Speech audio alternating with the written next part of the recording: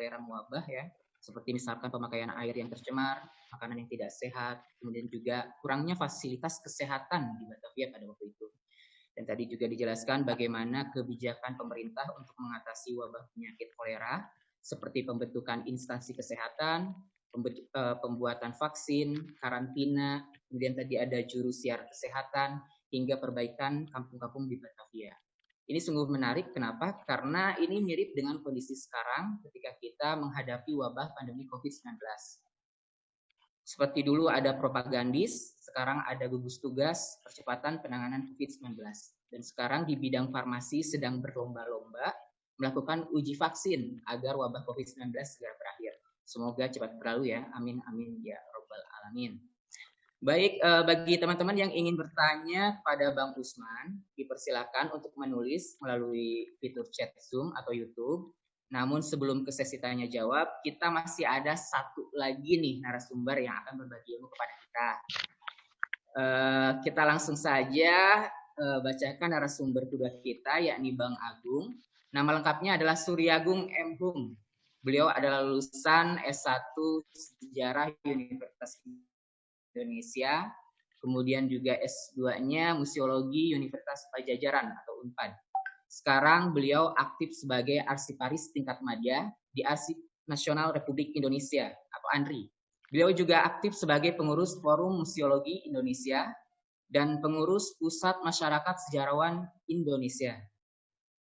Nah, kalau tadi Bang Usman lebih spesifik menjelaskan tentang wabah kolera pada masa pemerintahan Hindia Belanda, kali ini Bang Agung akan menjelaskan dan mengulik sejarah wabah Jakarta dalam arsip. Pasti penasaran apa dan bagaimana arsip yang mencatat sejarah wabah di Jakarta. Kemudian bagaimana juga merawat arsip secara benar. Nah, mari kita simak penyampaian materi dari Bang Agung. Waktu kurang lebih 15 menit Bang Agung. Oke. Ya, Oke, terima namun kasih. sebelumnya saya awali dulu dengan sebuah pantun lagi nih. Tadi kan Bang Usman pantun, saya pantun lagi. Siang-siang ke Taman Mini, pengen naik kereta mini. Bang Agung sudah siap hari ini, yuk kita dengerin pemaparan materi. Silahkan Bang Agung, dipersilahkan. Oke, terima kasih. Assalamualaikum warahmatullahi wabarakatuh. Waalaikumsalam. Ya, mungkin screen-nya ya, sebentar ya.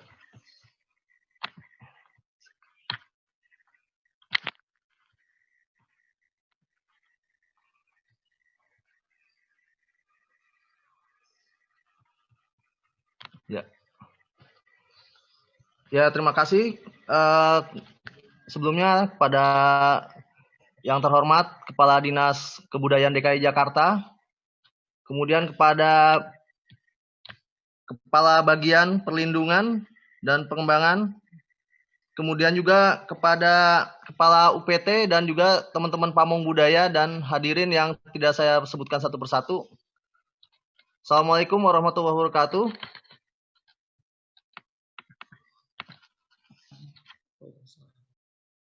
Kedengeran Mas Iman?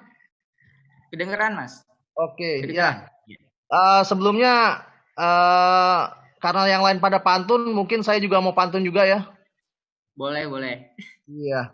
Ente jual, aneh beli. Aduh. Ini zaman lagi pandemi. Mari kita cari solusi. Oke, terima kasih. Oh, cakep. Ya, mungkin sekilas saya akan membawakan tentang sekilas wabah dalam arsip dan pengarsipannya ya. Tadi sudah diperkenalkan, nama saya Suryagung, biasa panggil Bang Agung oleh Kang Iman ya. Dinas di ANRI ya, jadi tukang cari arsip ya. Kalau nanti ada itu bisa kontak di WhatsApp atau mungkin di email. Ya, mungkin tadi tentang wabah ya. Jadi memang wabah ini kan istilah umum ya untuk menyebut kejadian tersebarnya penyakit pada daerah yang luas dan banyak orang. Dan hal ini juga tidak terkecuali terjadi juga di Jakarta ya, sebagai pusat pemerintahan ya. Pusat pemerintah Hindia Belanda dan juga pusat pemerintahan sampai saat ini Republik Indonesia ya, sebelum pindah ke mana? Ke Kalimantan Timur ya, Pak ya. Ya.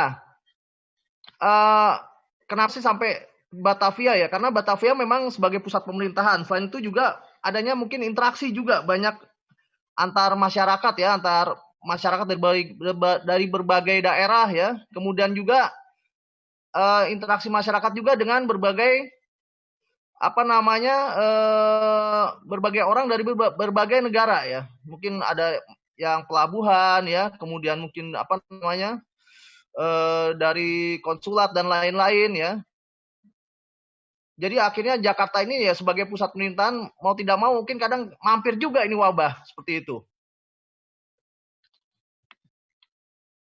Ada beberapa wabah ya yang saya tercatat juga ya di Jakarta ya, mungkin Batavia dulunya.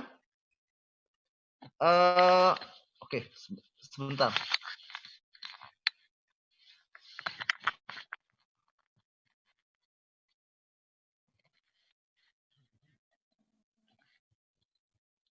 Jadi waktu itu, misalnya tentang malaria ya. Jadi malaria itu yaitu mungkin abad 18 ya, sekitar tahun 1730-an ya.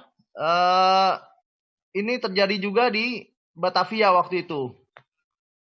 Dan malaria ini banyak memakan korban juga ya, baik terutama juga dari pihak pemerintah Hindia Belanda ya, ada juga dari VOC ya, karena memang 1730-an masih zaman VOC ya. Kemudian juga sampai banyak juga memakan korban dari masyarakat juga. Dan ini malaria ini bahkan ya sampai akhirnya pemerintah Hindia Belanda juga akhirnya memindahkan ya, sampai pindah ibu kota lebih ke selatan ya, karena banyaknya wabah malaria. Kemudian juga yang seperti tadi kolera ya, kolera tadi seperti disebutkan oleh Kang Usman ya. Jadi kolera ini memang bahkan sebelum itu juga sudah mewabah ya di 1821 ya, kemudian juga 1851 ya sampai 1874 itu juga masih mewabah kolera tersebut ya. Ya sampai akhirnya nanti 1910 dan akhirnya sampai ditemukan vaksin. Nah, tidak terkecuali juga flu ya. Kalau kita sekarang rame dengan flu COVID ya, dari COVID ya. Dulu juga ada flu namanya flu kuning atau mungkin ada sebut juga ada flu Spanyol ya. Nah, flu Spanyol ini ya sekitar tahun 1918 ya. Seperti diceritakan juga mungkin ada di buku yang sudah dicetak yaitu buku Raffandoli ya. Menceritakan juga bahwa flu ini juga mewabah juga, bahkan menjadi pandemi karena memang tidak hanya di Jakarta, bahkan ke seluruh Hindia Belanda ya. Nah, ini dan ini diibaratkan seperti sekarang ini. Jadi dulu ada kayak COVID juga ada dulu pakai masker, kemudian juga memakai kemudian juga ada disinfektan ya. Kemudian juga seperti tadi ada intelijen juga ya untuk mencatat siapa saja yang terkena flu tersebut ya, sampai akhirnya ada juga bahkan bangsal-bangsal juga penuh ya akibat flu tersebut. Selain itu Bang juga Agung, mohon maaf. Ya. Bang Agung. Ya, silakan. Wajahnya nggak kelihatan. Oh, wajahnya nggak kelihatan ya? Oke. Iya, biar kelihatan gantengnya, Bang. Bisa aja nih Kang Iman. Iya, Bentar ya. sip. Sok. Pindah dulu nih.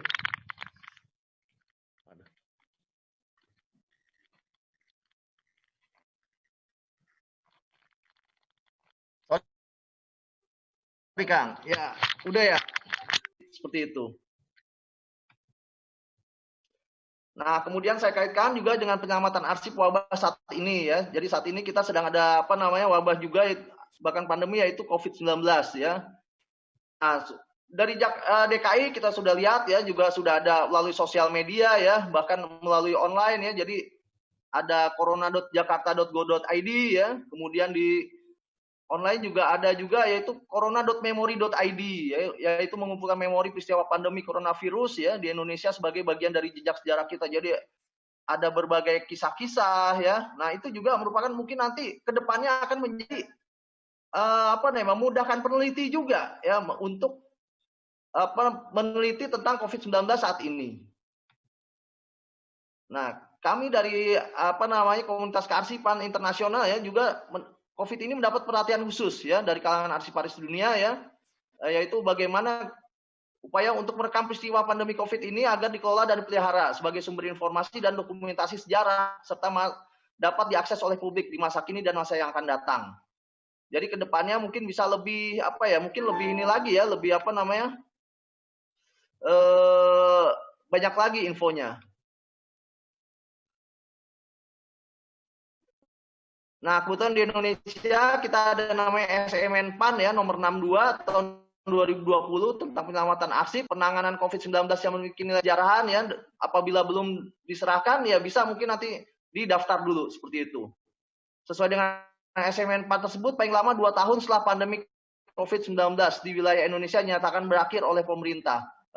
Jadi maka kedepannya mungkin akan lebih lengkap ya informasi tentang wabah COVID tersebut. Nah, penyelamatan arsip tersebut berasal dari mana aja ya? Dari pencipta arsip, dari lembaga negara, BUMN, perusahaan, arsip orpol dan perorangan, serta wawancara sejarah lisan ya. Kebetulan saat ini kita sudah mewawancarai COVID-1 ya, COVID-2, COVID-3, kebetulan mereka satu keluarga di Depok ya. Kemudian juga Dr. Erlina ya dari Rumah Sakit Persahabatan ya, sudah kita wawancara juga. Nah, ini mungkin beberapa arsip COVID ya yang tercipta ya dari Majelis Ulama, kemudian dari Muhammadiyah, Kuskupan ya yang tentang bagaimana tentang penyembelihan hewan kurban satwa COVID ya, kemudian bagaimana untuk agar mereka para jemaat ya atau mungkin bagaimana untuk mengatur ibadahnya mungkin pakai virtual seperti itu. Nah, ini diharapkan ya arsip penanganan COVID yang tercipta dari berbagai wilayah dapat dan dari berbagai sumber bisa dapat diserahkan di arsip nasional ya atau mungkin bisa diikan di LKD lembaga kearsipan di provinsi. Nah, bagaimana ya konservasinya itu kita penyimpanan ya. Sorry Mas Iman, saya sambil ini. Jadi kita ada penyimpanan, kemudian juga kemudian setelah kita simpan ya,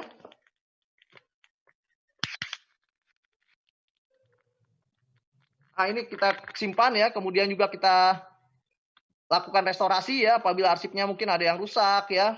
Kita melakukan enkapsulasi, rewashing ya, bahkan restorasi ya apabila ada arsip yang memang rusak. Kemudian kita olah ya. Sehingga akhirnya kita bisa layankan di ruang baca arsip statis sehingga bisa dapat dimanfaatkan oleh para peneliti. Nah, ini ada beberapa hasilnya ya, bisa dalam bentuk naskah sumber ya, penerbitan. Waktu itu kita pernah itu naskah sumber arsip kesehatan masyarakat dan juga kita ada pameran virtual. Ya, ini kita pameran virtual yaitu tentang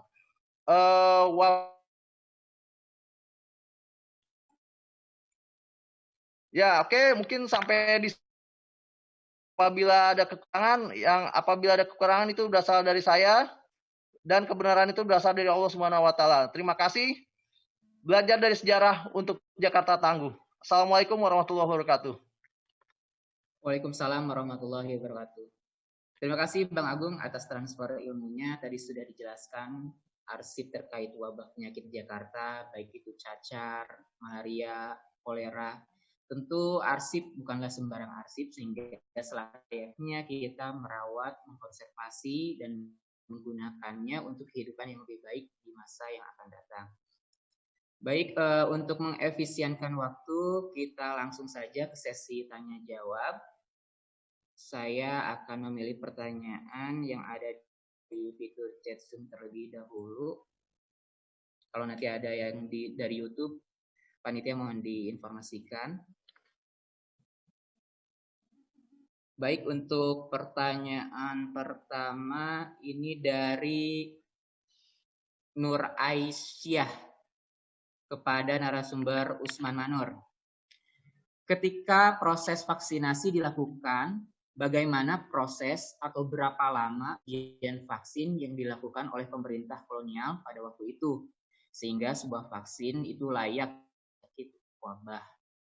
Kemudian bagaimana dampak dari wabah ketika era kebangkitan nasional di Nusantara, Karena pada waktu itu banyak gerakan Budi Utomo, Idis Patic, kemudian isinya.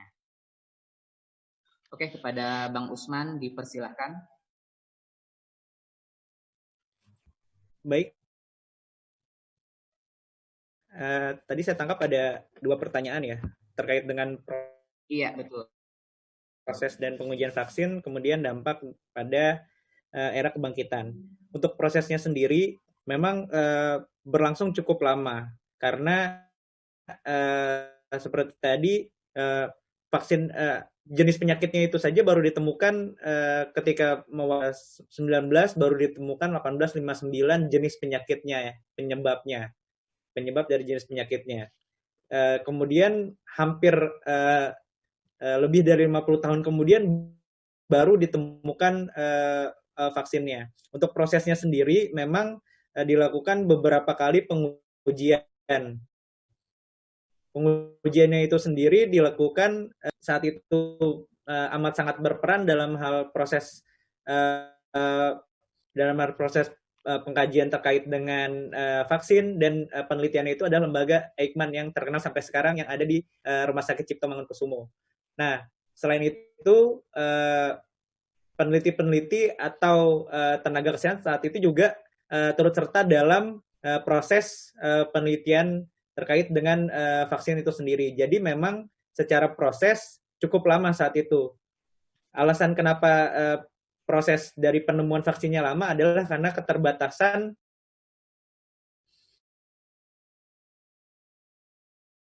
untuk menguji vaksinnya itu sendiri juga terbatas, yang menyebabkan proses untuk akhirnya vaksin itu ditemukan sangat lama. Bahkan ketika vaksinnya sudah ditemukan pada tahun 1911, penyakit kolera sendiri baru selesai tertangani itu cukup lama untuk penanganannya sendiri. Oleh sebab itu terkait dengan saat ini yang penyakit COVID-19 ini, prosesnya untuk pengujian vaksin sendiri itu juga tidak secepat yang kita bayangkan, karena prosesnya itu panjang. Dari dimulai pengujian kepada hewan terlebih dahulu, baru dicoba kepada manusia. Apabila prosesnya itu berlangsung dan hasilnya sama, dan mampu untuk memberantas penyakit tersebut, baru vaksin tersebut bisa disebarkan kepada masyarakat. Ketika vaksinnya sudah disebarkan kepada masyarakat, juga ada proses yang cukup lama untuk bagaimana supaya masyarakat semuanya tersalurkan dari vaksin tersebut. Gitu. Itu untuk proses dan pengujian vaksin. Kemudian dampak terkait dengan era kebangkitan nasional. Memang di rentang waktu 1901 sampai dengan 1927 ada beberapa peristiwa penting. Salah satunya adalah peristiwa kebangkitan nasional yang dipelopori oleh mahasiswa Stovia saat itu. Mahasiswa Stovia atau calon-calon tenaga kesehatan atau calon-calon dokter Jawa saat itu memang yang menjadi garda terdepan dalam upaya untuk menyadarkan masyarakat dan mengkritik pemerintah terkait dengan wabah penyakit. Jadi mereka menggunakan alasan terkait dengan wabah penyakit ini untuk mengkritisi pemerintah dan membenarkan kebijakan yang ada di pemerintahan. Makanya tidak heran saat itu orang-orang yang saya sebut sebagai orang-orang yang terdidik dan tercerahkan menjadi orang-orang yang terdepan dalam menyadarkan masyarakat bahwa saat ini kita sedang terjajah, saat ini kita sedang terkena wabah penyakit, kita harus merdeka, karena dengan kita merdeka, kita bisa terbebas dari penyakit dan terbebas dari belenggu penjajah. Jadi saat itu memang selain propaganda kesehatan yang dilakukan oleh tenaga kesehatan, sebut saja yang terkenal saat itu adalah Dr. Cipto Mangunkusumo, beliau sangat berperan dalam penanggulangan penyakit pes saat itu. Selain mengobati pasien, beliau juga menyadarkan masyarakat untuk bagaimana cara hidup bersih dan bagaimana supaya masyarakat ini agar terdidik sehingga mampu terbebas dari belenggu penjajah. Jadi memang ada korelasi antara wabah penyakit yang sedang mewabah, pola penanganannya, dan upaya untuk menyadarkan masyarakat agar terbebas dari penyakit dan terbebas dari belenggu penjajah. Kira-kira seperti itu, Kang Nurul Iman, saya kembalikan. Terima kasih. Oke, baik. Terima kasih, Kang Usman. tadi sudah menjawab ya pertanyaan dari Nur Aisyah. Kemudian untuk yang kedua ini dari Iwayan Samudra, MGMP Sejarah DKI Jakarta, ingin bertanya, seberapa besar pengaruh terjadinya epidemi atau wabah kolera saat Belanda berkuasa di Batavia? Karena yang saya baca dari sumber politik etis hanya kepentingan politik dan ekonomi saja yang terlihat. Mohon pencerahan, katanya seperti itu. Kemudian apakah dari kasus yang diambil oleh Bang Usman ini bisa diterapkan untuk pemerintahan Indonesia sekarang saat pandemi? Nah, itu bagaimana Bang Usman? Ya, baik. Terima kasih atas pertanyaannya. Yang pertama tadi berkaitan dengan permasalahan politik etis. Memang secara umum trilogi Van de Venter itu ketika penerapannya tidak seperti perencanaan yang disampaikan oleh Van de Venter melalui tulisannya yang berjudul Utang Kehormatan. Sejatinya utang kehormatan itu yang terdiri dari migrasi penduduk, pendidikan, dan upaya-upaya untuk supaya masyarakat Hindia Belanda saat itu dan masyarakat Batavia saat itu juga agar sejahtera dan mampu untuk menyelesaikan masalahnya sendiri. Namun pada penerapannya memang pendidikan itu ditujukan nantinya untuk sebagai pegawai pemerintah Hindia Belanda juga. Nah, perpindahan penduduk atau migrasi penduduk juga tujuannya untuk memobilisasi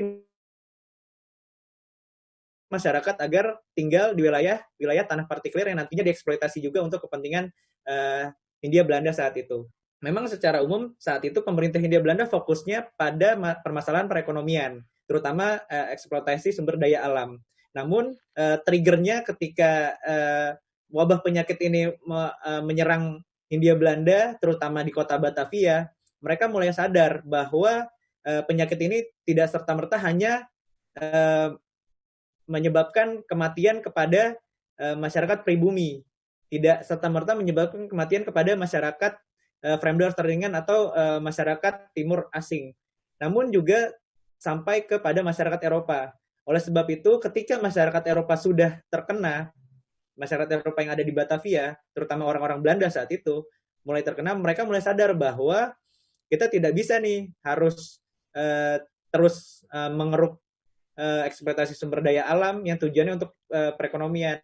Nah, sejak saat itu, pemerintah Hindia Belanda dan pemerintah kota Batavia mulai sadar bahwa permasalahan kesehatan harus juga diutamakan selain masalah perekonomian. Seperti itu. Nah, terkait dengan kaitannya kepada konteks kekinian, bisa atau tidak upaya-upaya yang dilakukan pemerintah Hindia Belanda saat itu diterapkan saat ini juga. Saya rasa upaya-upaya yang dilakukan tersebut bisa dan sangat mungkin untuk diterapkan dalam konteks kekinian. Sebagai contoh, insentif yang diberikan kepada tenaga kesehatan dahulu sudah dicontohkan oleh pemerintah Hindia Belanda. Upaya karantina kepada pasien atau orang-orang yang terindikasi terkena penyakit menular. Saat itu dilakukan dan saat ini diterapkan melalui salah satunya ada PSBB, meskipun kita tidak melakukan lockdown. Itu merupakan salah satu upaya-upaya yang dilakukan dan bisa diterapkan dalam konteks kekinian. Selain itu juga ketika kita menyandarkan data dan berupaya untuk mengambil keputusan dan kebijakan dengan landasan masa lalu atau landasan sejarah, bisa dipastikan bahwa masa kini dan masa mendatang kita akan jauh lebih baik. Jadi secara umum upaya penanggulangan dan upaya yang dilakukan oleh pemerintah Hindia Belanda saat itu sangat mungkin diterapkan di masa sekarang. Seperti itu. Demikian Mas Nurul Iman. Terima kasih. Oke, untuk Bang Usman ini pertanyaan terakhir. Sebenarnya ini banyak banget dan saya nggak bisa semuanya dipilih ya. Ini satu lagi untuk Bang Usman. Ini dari Mas Ari Sulistyo. Izin bertanya kepada narasumber. Memang benar, kolera merupakan wabah penyakit yang berbahaya di Batavia pada abad ke-19. Tetapi apakah kolera masih berstatus epidemi? Justru endemi yang berbahaya adalah malaria. karena tidak bisa hilang yang lebih awal menjadi masalah Batavia. Ketika pembangunan kota Batavia membuka rawa-rawa di daerah utara Jakarta, masa yang lebih awal abad 18 bahkan menjadi salah satu alasan Daendels memindahkan kota ke Weltervreden. Lalu bagaimanakah status endemi malaria dan penanganannya ketika kolera mewabah? Seolah-olah tenggelam dengan wabah yang baru. Begitu juga pes, cacar yang datang belakangan. Mungkin ini agak keluar topik, Mas Usman, tapi ini berhubungan dengan wabah juga. Bagaimana menurut Bang Usman terhadap wabah malaria ya, ketika ada pandemi dari kolera seperti itu. Silakan Mas. Ya, baik. Memang ketika kita berbicara mengenai masalah perkotaan, masalah kesehatan itu menjadi salah satu masalah prioritas atau masalah utama. Nah, saat itu di kota Batavia bukan hanya penyakit kolera yang mewabah. Sebelum-sebelumnya memang sudah ada penyakit malaria, kemudian ada juga penyakit cacar, dan berbagai penyakit lainnya. Memang saat itu pemindahan kota Batavia dari kota Batavia lama atau kota tua sekarang ke Weltervreden atau wilayah Gambir sekarang, itu salah satu poin atau pemantiknya adalah penyakit malaria yang mewabah. Memang penanganannya saat itu belum sesistematis yang dilakukan ketika abad 20, karena abad 19 itu banyak penyakit yang mewabah sehingga peneliti-peneliti juga tidak fokus untuk menangani penyakit tersebut. Namun untuk penyakit malaria sendiri mulai ada titik terang ketika sudah ditemukan obat yang berasal dari kina. Nah, ketika kina ini ditemukan, penyakit malaria mulai bisa ditangani meskipun tidak serta-merta selesai begitu saja. Nah, yang namanya penyakit menular jenisnya kan banyak, bukan hanya malaria saja. Dari tingkat kematian memasuki abad ke-20 memang di Batavia sendiri yang mematikan saat itu adalah penyakit kolera. Itu yang menyebabkan saya ketika kuliah waktu itu tertarik untuk meneliti penyakit kolera ini gitu. Secara penanganan memang dilakukan secara sistematis dan kontinu yang dilakukan oleh pemerintah bersama dengan tenaga kesehatan saat itu. Bahkan saat itu juga ada khusus untuk mantri cacar untuk mengobati penyakit cacar. Ada juga tenaga kesehatan yang khusus untuk mengobati penyakit malaria. Nah, di sini konteksnya saya kembalikan lagi ke konteks bahwa saat abad ke-20 itu di kota Batavia sendiri yang menjadi masalah utama dalam hal penyakit menular adalah penyakit kolera. Ketika kita tarik ke konteks kekinian, saya ambil contoh, kita memang saat ini sedang dilanda pandemi COVID-19. Namun selain penyakit pandemi COVID-19 ini juga ada penyakit malaria yang sempat mewabah. Kemudian ada juga penyakit rabies di wilayah Nusa Tenggara di awal tahun kemarin. Di awal tahun 2020 ini maksud saya. Kemudian ada juga penyakit TBC. Jadi seperti penyakit malaria ini saya ibaratkan sebagai penyakit yang berdampingan gitu loh. Jadi memang ada banyak penyakit. Nah, dari sekian banyak penyakit itu saya fokusnya di penyakit kolera karena penyakit kolera sendiri saat di abad 20 itu memang sangat tinggi angka kematiannya. Bahkan disebutkan 8 dari 18 orang dipastikan meninggal saat itu karena wabah penyakit kolera ini. Demikian Kang. Oke, terima kasih Bang Usman. Untuk pertanyaan selanjutnya kita ganti narasumber ya. Sekarang ke Bang Agung nih. Ini dari Bang Midun, JSC. Izin bertanya Bang, bagaimana cara akses arsip sejarah? Apakah hanya peneliti saja yang bisa mengakses, khususnya untuk yang wabah penyakit ini Bang? Oke, ya terima kasih Bang Midun. Ya bisa, jadi tidak hanya peneliti atau usernya tidak hanya peneliti ya, jadi masyarakat biasa juga bisa untuk mengakses arsip-arsip tersebut. Kalau tinggal datang atau karena sekarang lagi pandemi ya, mungkin bisa kontak ke 021 80 5851 ya. extension 133 ya, bisa kontak ke sana, nanti mungkin ditelusur dulu ya, baru nanti dikontak lagi kalau sudah ada seperti itu. Atau mungkin nanti karena sekarang situasi pandemi ya, kalau Bapak belum bisa datang ya mungkin bisa kontak dulu. Tapi kalau bisa datang silakan datang ke Arsip Nasional Jalan Ampera Raya nomor 7 Cilandak. Silakan Bang Dun, kami tunggu. Oke, sip. Terima kasih Bang Agung. Kemudian ada pertanyaan lagi dari Edward SMKN 34 Jakarta. Ini sepertinya siswa SMK ya. Menurut Edward, saya tertarik dengan istilah restorasi arsip, Bang. Bisa dijelaskan apa itu restorasi arsip dan tujuannya apa sih restorasi arsip itu? Ingin tahu, Bang, katanya. Oke. Ya, terima kasih. Sekilas bahwa restorasi ini adalah perbaikan arsip. Jadi apabila ada arsip-arsip yang mungkin agak rusak ya, atau mungkin mungkin ada terkena jamur ya, atau mungkin rusak karena berbagai hal ya, itu bisa direstorasi, diperbaiki ya. Jadi misalnya ada arsip yang mungkin ada sobek ya, atau mungkin ada di kertasnya agak dimakan rayap atau mungkin dimakan kena jamur ya, itu bisa dengan tisu Jepang ya, kemudian di enkapsulasi ya, kemudian seperti mirip laminasi, tapi namanya enkapsulasi ya. Kemudian itu arsip-arsip tersebut diharapkan bisa berumur lebih panjang lagi. Mungkin bisa, kalau kata Khairil Anwar, bisa hidup 1000 tahun lagi. Seperti itu. Jadi contohnya banyak. Jadi ada arsip-arsip ya, mungkin kalau ada yang terkena banjir ya, atau mungkin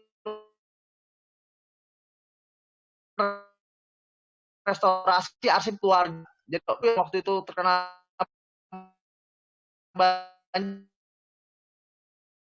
saya restorasi arsip-arsipnya yang rusak tersebut, seperti itu. Jadi kami ada layanan free, gratis seperti itu. Jadi bisa itu ada, karena waktu itu ada bencana banjir ya, kita silakan masuk ambil motor untuk nggak tahu dia mau kemana. restorasi arsip yang rusak tersebut. Terima kasih. Selain itu juga arsip keraton ya, naskah-naskah yang sudah kita restorasi. Itu Pak. Ya. Ada peserta orang dia ngangkat terus dari jauh emang speakernya seperti begitu Bang Isman.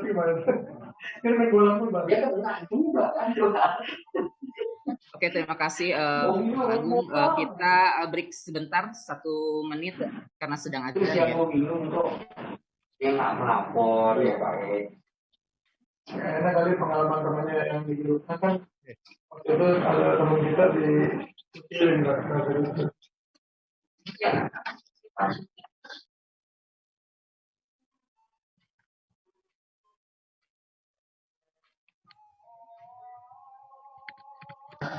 Terbangsa sonasi bunuh dia bilang.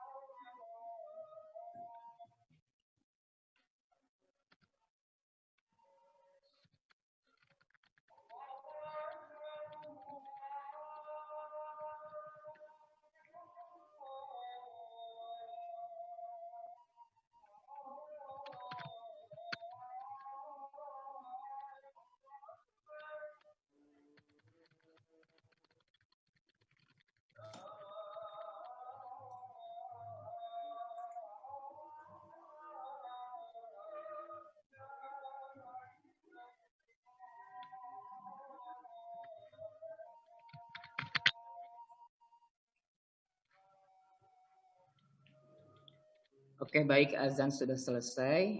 Baik, ini pertanyaan terakhir dari Nur Yuliati buat Bang Agung. Mungkin bisa langsung dinyalakan videonya. Nur Yuliati.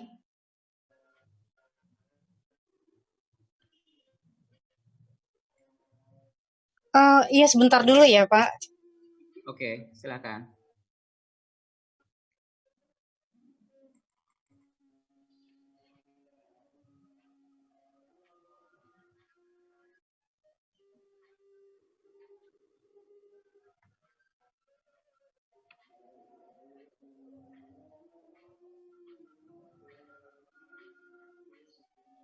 Silakan diperkenalkan diri dulu dari mana asalnya. Ya. Speakernya, mohon maaf. Iya, terima kasih Pak untuk kesempatannya. Perkenalkan saya Nur Yulianti dari Arsip Nasional juga dari sama dengan Mas Oh, Agung. Arsip Nasional. Iya, Oke, silakan. Yuk. Oh, iya Mas Agung. satu urusan ilmu, jangan mengganggu. Ya, silakan Mbak Nur. Ya, Karena kan kebetulan temanya menarik ya. Jadi apalagi kan kita masih ini ya masih maksudnya di Andri saya pertanyaan saya lebih ke arsipnya. Jadi pernah dengar berita kan ada ketidaksesuaian data antara berita korban yang disampaikan oleh pemerintah dengan data yang dimiliki oleh Ikatan Dokter Indonesia. Waktu itu sempat ramai, cuman akhirnya ini kan agak redup tuh. Nah, maksudnya bagaimana Andri menyikapi hal tersebut? Saya juga tahu kan Mas Agung saat ini kan diakuisisi ya Mas. Jadi apakah akhirnya kedua arsip tersebut, arsip yang sumbernya berbeda tersebut akan diakuisisi semua dan bagaimana menyikapi perbedaan data tersebut? Itu saja. Terima kasih Mas Agung. oke. Ya, ya.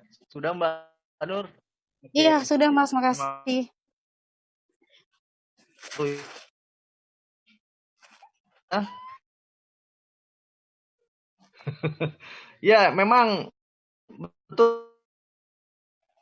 Jadi rencana kita sebagai apa ya, dari pemerintah, Kementerian Kesehatan, kemudian dari gugus tugas ya, kemudian dari KPN. Selain itu juga kita akan dari Ormas juga. Salah satunya adalah IDI, Ikatan Dokter Indonesia ya. Bagaimana dengan menyikapinya? Nah, kita Arsip Nasional adalah lembaga netral ya. Jadi kita untuk data itu nanti peneliti yang akan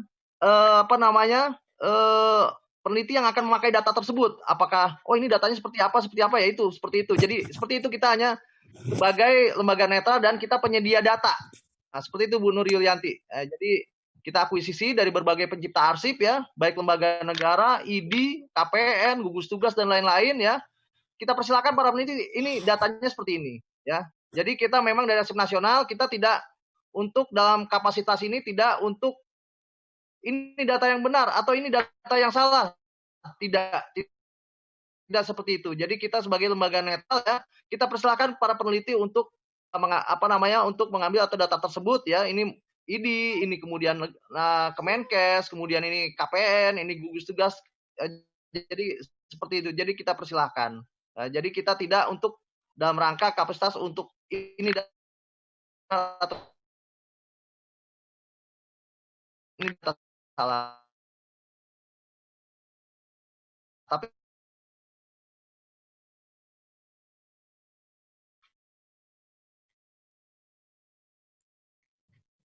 Bang Agung, suaranya tidak terdengar.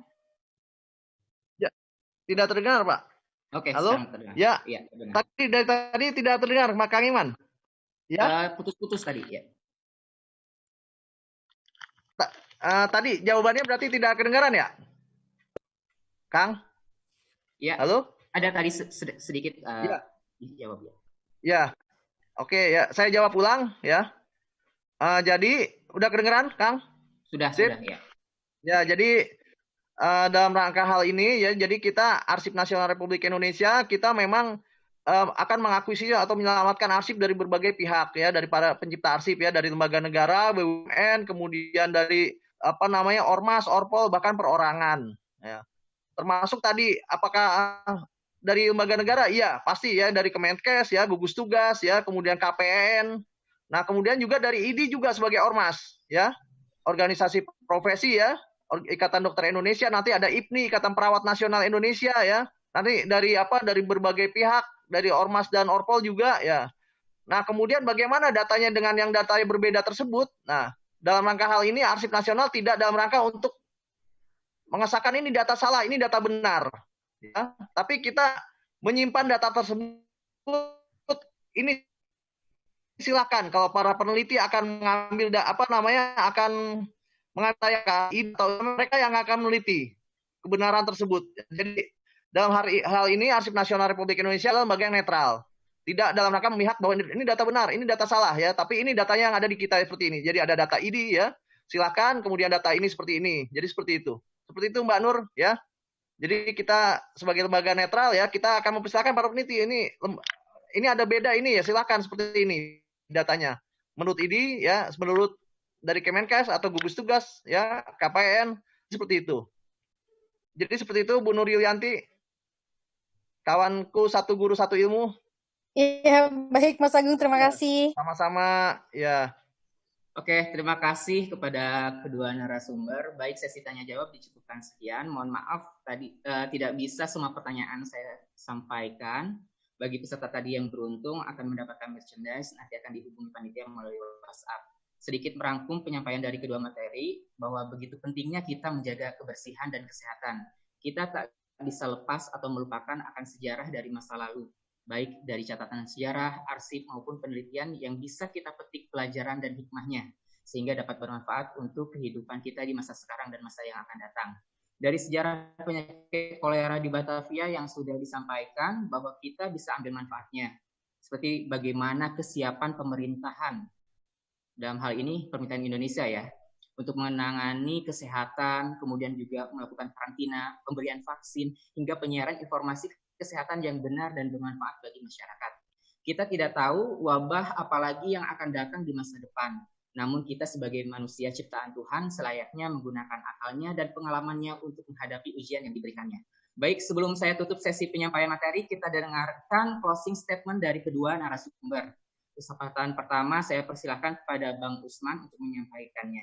Dipersilakan Bang Usman. Terima kasih Kang Nurul Iman. Sebelumnya saya juga mengucapkan terima kasih kepada Bapak Ibu, encang-encing Nyak Babe, semuanya yang sudah hadir dalam webinar ini dan sudah memperhatikan paparan baik dari paparan saya dan dari paparan Kang Suryagung tadi. Untuk closing statement-nya adalah zaman terus berubah dan bergerak sejurus dengan pola perkembangannya. Permasalahan silih berganti dari hari ke hari, bulan ke bulan, tahun ke tahun. Dampak dari permasalahan pun seringkali menyinggung hidup dan kehidupan manusia seperti kita. Oleh sebab itu, sejarah yang merekam memori kolektif sejatinya mampu memberikan pembelajaran dan solusi atas permasalahan, sejalan dengan prediksi yang mampu dilakukan. Melalui wabah dan pandemi, kita telah belajar untuk mampu bertahan dan sustain, serta melihat sisi lain berupa peluang dan kesempatan di masa mendatang, sehingga menjadi lebih tangguh.